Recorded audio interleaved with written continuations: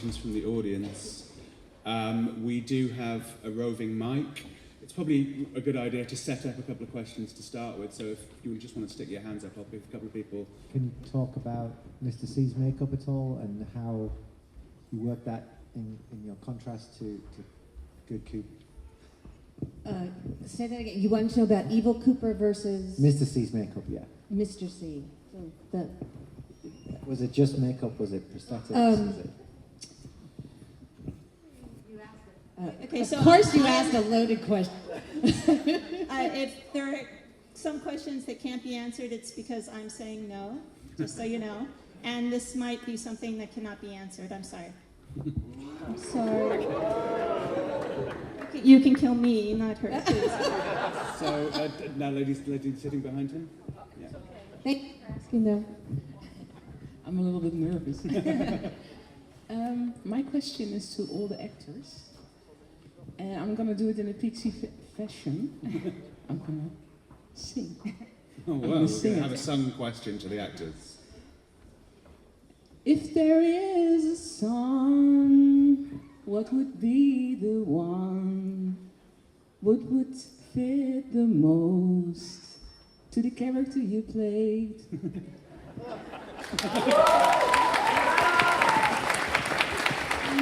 Nice. So the question essentially was, to all the actors, pick a song that fits your character. The song you just sang. Other than that one. No, I'm serious. Candie would love that. So in the moment, it's so wild, it's crazy what you just did. I love it. Thank you for that.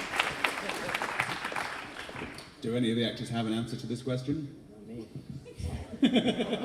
David said there was an old song, and this was the first season, 5 Foot of Heaven in a Ponytail. Do you know that song? No, because you're young.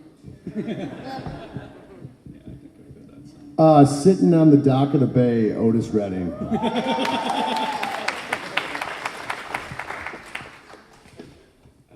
So, any more questions? Of course, it's for Sherilyn. Hi. 2 years ago, you were here with Matchkin, and you were sort of asked what would like to happen to your characters in the next season. And Matching said she wanted to see Shelley break the circle of abuse, and you said that you were hoping your character would have sex with Dale Cooper. Since that didn't happen in this season, what are your feelings about that? Probably the same as all of yours.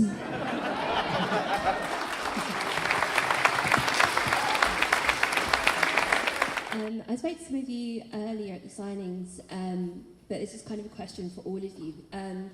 Basically, I want to go into directing. I've made a few short films inspired by David Lynch. He's the one that's got me into this. So what kind of advice would you give as actors or crew for how directors should work with you on set? Like, what have you found helped you, and what kind of things make a good director? Anybody want to pick that one up? I think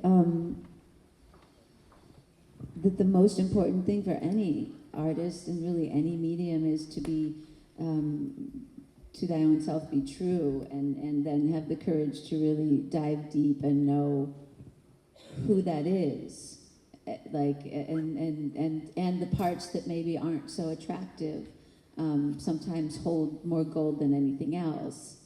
When I met, DKL on the pilot, and he would just always say, "Don't be afraid of the dark places and shine lights into them."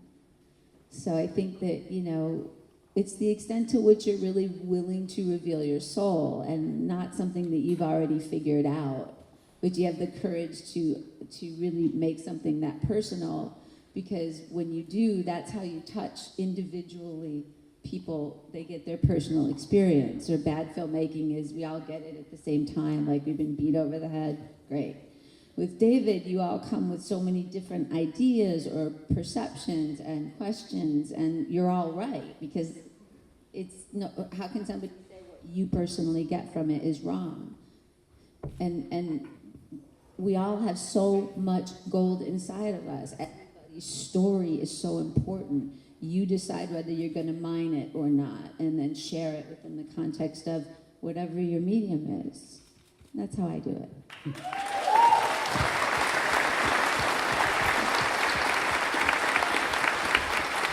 Do any of the other actors have something to add to that? Kind of, I mean, maybe even if it's just great advice that you've had from directors, or situations in which you felt like a director has really said the right thing to you. If this lady is wanting to move into directing, is there anything? Actually, but there's something really cool with David that I've always, in the past, I've always said, like in interviews and stuff, that sorry, like that he exactly that. It's like a lot of actors are kind of sensitive, and it's oddly enough, even the so-called tough guys actors, they're always the most. It's like they get bothered by the most stuff. Yeah. So, but anyway, I'd be sitting there doing a scene in some whatever production or whatever, and I'd be trying to do my best, and I'd really be concentrated doing my thing, and the director would walk up and he'd just kill it by trying to make it better, or trying to really, and he'd be like, instead of saying like,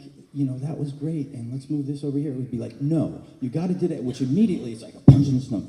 No, if you're sensitive about it, which most actors are, because you're in the middle of the, and there's a way of talking, and there's a way of doing things, and that's why I think David's, the outcome of his work is so phenomenal, because he literally, it's almost osmosis sometimes. Literally, he'll walk up, and I won't go through, I guess I told this story several times, but I won't go through the whole story, but I wasn't quite getting it with one of the little scenes between me and Lara Flynn Boyle, and the energy wasn't there. Something wasn't there, and he walked up, and he sits down, and his cap was like right here and stuff, and he didn't talk for the longest time, and his hands came up, and they're in the air and stuff. He's just going, I'm not sure, and he gets up and he hits me on the side of the arm and says, "Go for it, James," after a while. And there's other times when he's walked up and has said stuff, but it's so exactly to the point and just in such a way that he gets out of the way, or he safety nets the conversation, where he makes sure that you're not going to take this the wrong way, so you're not going to go down the tubes of self-esteem into crap, so that you begin acting, we got to get you back up in front of the camera because it's not turning out too high. So he kind of boosts your self-esteem a little bit by certain things he says and does, and it's his tone and the way he talks to you. He really validates you as a person, and I think that's the most important thing you can do for an actor. And then he gives just a few simple directions, and you're like, got it. And it's so effortless that way. So Michael, did you?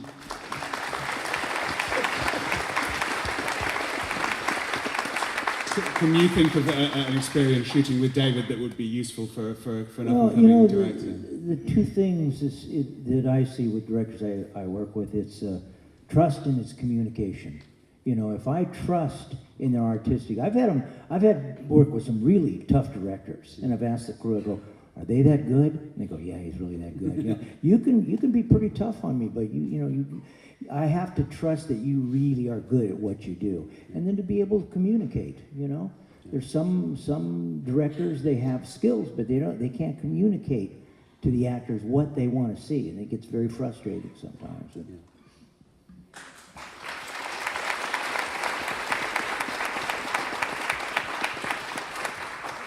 Say one more thing. The other thing that with David, it's very abstract direction. That's who he is. That's what his truth is. So you don't ever want to try to be like somebody else. But I remember doing just one scene in Wild at Heart, and it was, how do you direct someone that's mortally wounded in her last 2 minutes of life, and how do you play it, and like just covered with blood, and he'd just come up and be like, "Okay, Sherilyn, the bobby pin and your head's hurting, and where's your wallet, and action." But it works, because he'll be in there with you, showing you what it feels like, and then it's amazing. And then the other coolest direction I ever got, which actually made me crazy, and it wasn't from David, but I found out that the man had followed a Bengal tiger for 3 years. So I was like, okay, cool, I want to work with him. but he'd always walk up and he would say, just allow it. You know? But as I got older, I started to understand that are you willing to just take the leap, or are you going to plan it and decide what's going to happen here and what happens there? Maybe you know what you want in this scene, what you need, but you don't. The how works itself out beautifully, you know. And one last thing is, my great teacher used to say to me, in terms of auditions, have a more important reason to be there than to get the job. And that's true even of your work. If it's really personal, it's different than if you're just trying to please people and make them. It's different. And even if you look at David, he's always true to himself, and even sometimes took a beating for it, but he's on his path. Yeah. I think there's loads of really good stuff there. There's questions coming from over here, I think. Hi, there's so many questions I could ask, but actually it fits quite well from what Sherilyn just said. Sabrina, why, as a producer, would you want to act? We've heard why, it's been in our lives and it is such part of our lives, but you starred in a very key scene in season 3. Why did you choose to do that? Why did I choose to do that? Yeah. I was asked to do it, and I could not say no. And you just don't say no to David. So it wasn't a choice, and I enjoyed it. And I know yesterday I said that it was, torture, which it was. But it was the last 2 days of our shoot, and we were kind of in a weird place because it was the end, and it was kind of sad. So I think it was kind of fun for him to put me in that spot, but it was also a lot of fun. And so I think maybe I wanted to enjoy that and, not let the show go. So David is very specific about keeping things a mystery, and especially how things are done, like secrets of makeup or effects or whatever. He wants to try and keep that so that you can use your imagination. Because he feels once you're given those things, you kind of lose part of it. And so I'm just trying to honor what he's requested. So I apologize.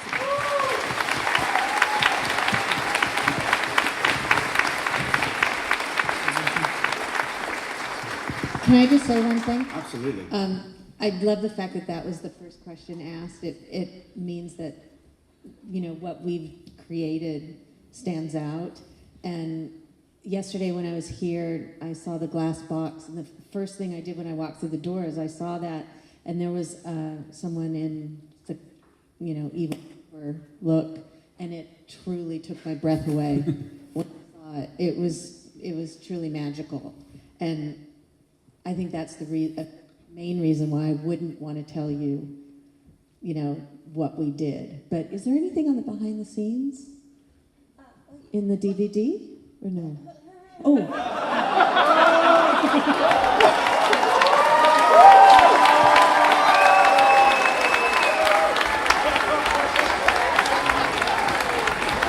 Whoops. I'm so fired now. Well, there's some special things on the DVD that we cannot discuss. Right. There's special things. Enough of that, back to you. Yes, special things. Not going to ask about those. Do we have another question? So, moving swiftly on. Okay. This is, I guess, probably to Sabrina. I wanted, in the final episode, I really, really wanted Candie or Lucy to have a really big role in it. And Lucy, in particular, she just seemed to understand from the start about time and space slippages, her inability to understand mobile phones. When Gordon Cole asked her, have you been there for the past 25 years? She's like, no, we've been home, we've been on vacation, because for her, it wasn't natural to assume these things. There are places that you can be in without ever getting anywhere, like the Black Lodge. And I just wondered at what point, Lucy and Andy, they're the humble warriors, and I just wondered at what point their role, their huge roles in the finale were originated in the script, whether that was from the start or something that developed along the route. Well, I kind of hate to steal this, but so that was written. I think David was very specific about having Kimmy do that, but he did not want her to know that. So actually, Kimmy did not know until the day she had the gun in her hand that she was going to do it. But we knew from the beginning, and we had to keep that a secret. So we knew David wanted her to do that. He thinks Kimmy, or Lucy, I should say, and Andy are very strong people. And, you know, there's something to them that maybe you don't know, but there is. Just like with Hawk, he's got something special going too.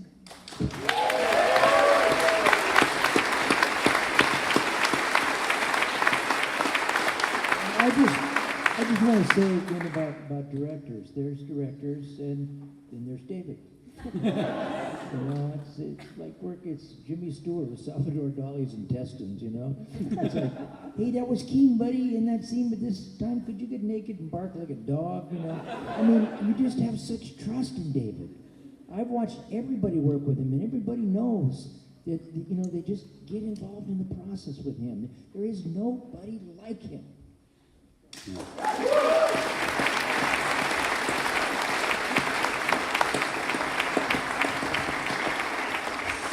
Hand up right in the middle here, if you can pass the mic along. Gentlemen, just there. Oh, yeah. We'll do both. Yeah. This is a little bit cosmetic. I'd like to speak to the makeup artist. I don't suppose you're going to tell me now. Whose idea was Diane's funky nails? Was it yours or David's or Diane's? Not allowed to tell me, are you? I can talk about her nails.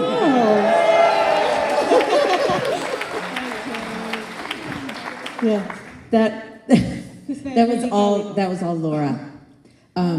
She and David met privately and came up with certain aspects of the first time you see Diane, and then I was able to, with Laura and David, talk about the second time you see Diane. Is this all making sense? Yeah. So that's why her nails are different from the first time you see her and the second time you see her. Different colours, and I've stolen that as well because I'm a nail technician and now I've got it going on where I come from. So that's fantastic. I'm not sure if I'm allowed to even say what the colors are, to be quite honest, because many people have asked. Yeah. So you can just look at the pictures and decide for yourself. Thank you. Yeah. Thank you. If you could just pass the mic to the gentleman sitting behind you, he had a question as well.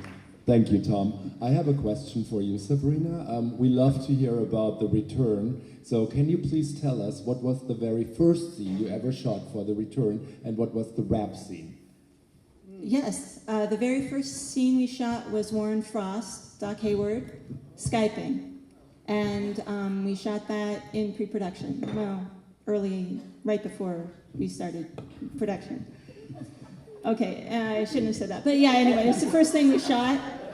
The last thing we shot was Paris scene with Monica Bellucci. Ooh.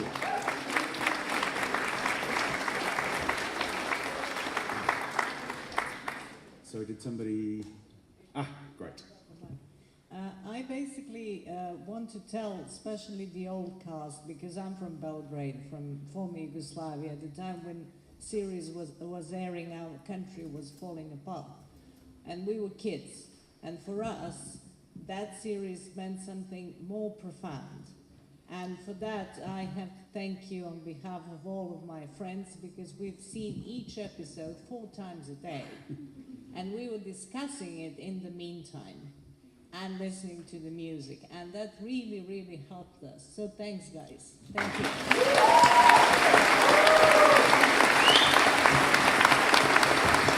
I think there is a question to be asked, kind of following on from what this lady said, which is how a piece of art that you create takes on a life of its own and affects people. I wonder if anyone here has a particular memory of something that someone said to them about Twin Peaks and the way it's affected them that they found particularly powerful? Well, I have sort of a anecdotal story along those lines, I think. But this weekend while I've been here, my partner came with me. And I didn't know this. She's from Morocco. And we went to the premiere together. In the weeks leading up to it, I didn't realize what a big thing, like I knew Twin Peaks from being here.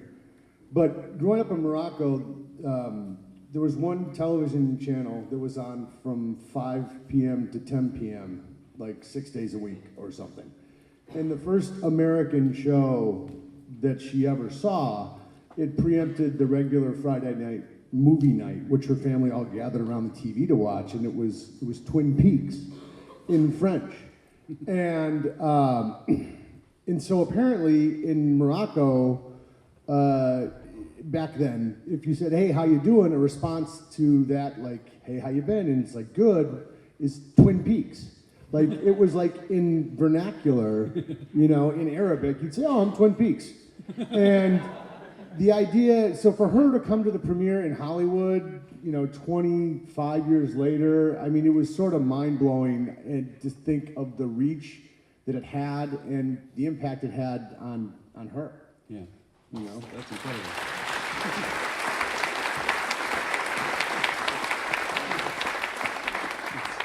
That's so cool. I am currently Twin Peaks. Do we have another question? My question is very simple to Michael. Basically, you were deputy in 1992, and you're still deputy in 2017. Deputy chief. Well, deputy chief. You were expected to have a promotion in the new series.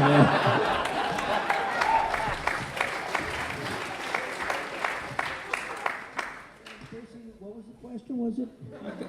He was asking why you hadn't been promoted, but my understanding was that you'd been promoted from Deputy Hawk to Deputy Chief Hawk. That seems like a pretty decent promotion. I got a promotion, yeah, I was happy with it, yeah. It's a very small department, you know, there's not a lot of ways to go. Yeah. Yeah. Also, the Hawk doesn't want that kind of responsibility.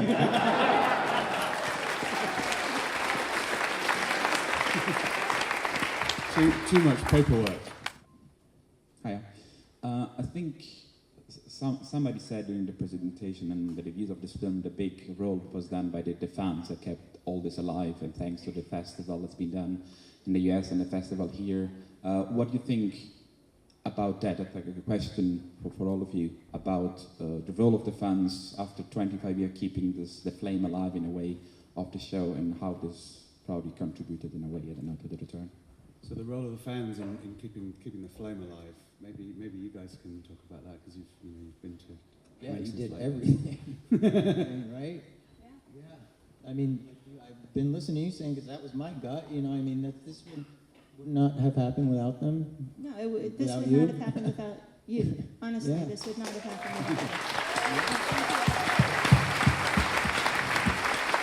The one thing that fascinated me, there's so many new young fans, and Twin Peaks is a little slow, and a lot of young people, they multitask. I mean, I'm trying to watch older movies with my daughters, and they're on the phone, and I figured out you can't watch Twin Peaks and do that. You have to put your phone down. So all these kids, for the first time, are getting totally involved in this experience, and I think that's the fascinating. It took me a while to figure that out, you know.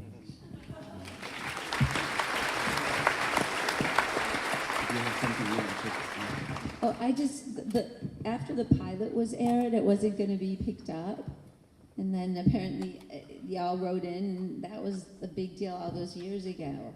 And then it happened again for when he was going to do it, and then he wasn't, and you all came through again in an amazing way. So it's so much a part of that. Thank you.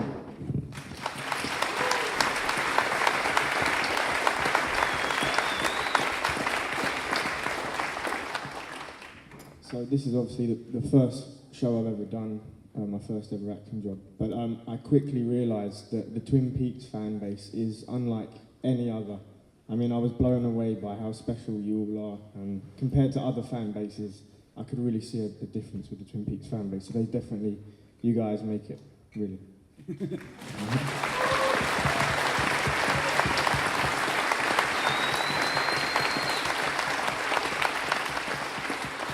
very true. It's very true. The gentleman. Yeah. Yeah. For Sabrina, how was it like to have David on the set as an actor in season 2? It's not a secret that he wasn't too fond of how the story went in season 2. Was it just an actor, or was he almost like a director also? Did he rewrite stuff, and how was it? Well, when he was an actor, he was being directed by a different director, versus the new season where he directed himself. So it's, at that time, you know, he would listen to the director to do what he needed to do. I think he was involved with probably his lines and, you know, discussing with Mark and Hurley and Bob his character. And, you know, that's whatever was happening with his story arc. But in the new season, to me, he's very amazing that he could, I thought he did an amazing job as an actor, right? And I was very impressed with that. And so directing himself and being the actor, I think that was incredible. So I like this part better. I have a question for Mr. Horse. You mentioned a few minutes ago that the woods had little people in them. If you could elaborate on that, and then there's legends up there of the little people. They're there. They're in those forests, you know. And like I said, I live in Berkeley, California. I'm the most new age guy in all of Berkeley. There's little people that live there. There's long time legends among the Nez Perce in that area of little people that live in the forest in there. Follow-up question for yourself or any of the other members. Have any of y'all ever had an experience which you would consider to be strange or mysterious or supernatural? Thank you. Oh, yeah. Yeah. In some of the kivas that are in the pueblos where some of my family comes, there's paintings on the wall that has been there since the beginning of the people. And when I was very little, I went down and I had touched something that I wasn't supposed to touch. And the elder said he has to come down and see the ceremony. And one of my uncles put my hand against the wall. He says, "That's the face of all your ancestors." And again, like I said, I'm the most un-New Age guy where I live. And these things, they moved. They came to me. They spoke to me. I've seen some things I cannot explain. You know, I've had the opportunity to talk to some very, very amazing elders, you know, and I've seen stuff. Yeah.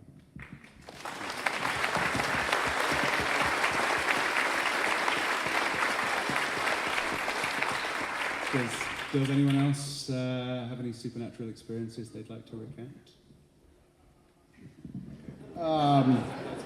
I just go back to being in college watching the season finale on mushrooms.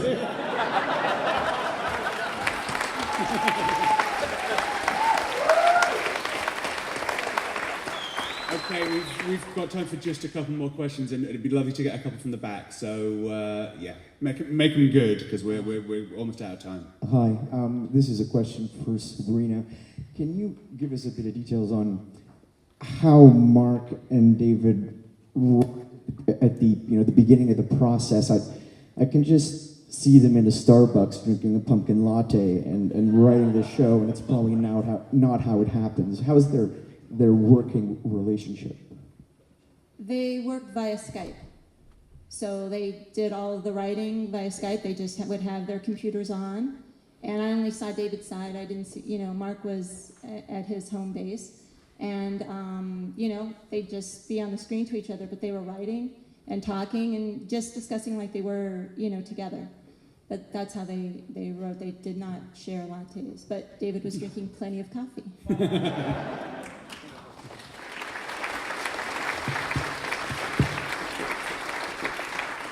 Another question. A question to Sabrina. I really enjoyed the Twin Peaks: The Return. The first time I saw, I watched in a VHS, and I watched in a LD.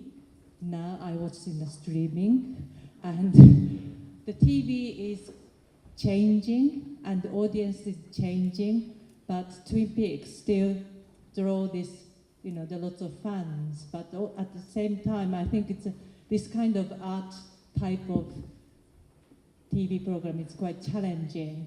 I want to ask how it was challenging to complete David's vision in this, The Return, and also how do you feel about the future of the TV program in the future? Well, I think we could all say it's a difficult process. It's not easy. David has a vision, and he wants that vision. So trying to make it happen is something that we all try and strive for. And it's not always easy. And he's a joy to work with. I mean, he's such a calm, he's just deep. He's just a deep person, and he's funny as hell. But there is an end result that he wants, so you have to work hard. So it's so, I don't know, it's hard, but it's rewarding. And I think that's the best way to describe it. And I think I cannot talk about the future of the show. I can just say that I'm still working on this show, and I would like to finish it. And then hopefully, I know David's not done, directing. Whether it's a feature, whether it's Twin Peaks again, it's something else. He's not done. He hasn't retired. I think I saw somewhere that this was his swan song. It's not. So please.